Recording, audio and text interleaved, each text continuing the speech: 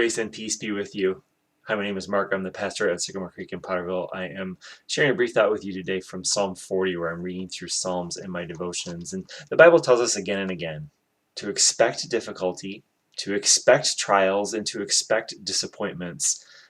Yet when we encounter those things, they're still difficult, aren't they? Even if they're expected.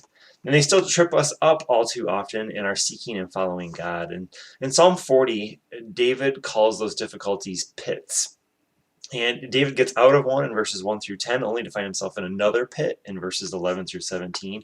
And this psalm is about what to do when you find yourself in a pit. David's answer to that is to wait patiently for the Lord and to proclaim the goodness of God when God answers. See, David describes a pit as a muddy and mired place, something that, well, we can't really escape it on our own. A pit can be poor health. It can be broken relationships. It can be any overwhelming problem.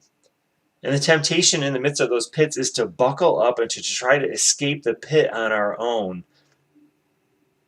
What David says is don't just sit there. Don't just sit in the pit. Don't just try to get out on your own, but rely on God's strength.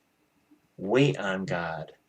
Not passive waiting, like I said, not just sitting there, but through active steps to get out of the pit and to seek God continually.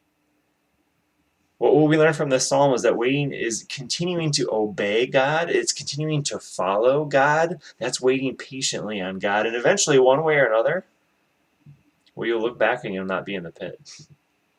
And at that point, we rejoice. Rejoice and proclaim God's goodness in coming to you and coming to your aid. Proclaim the Lord be exalted. Grace and peace be with you.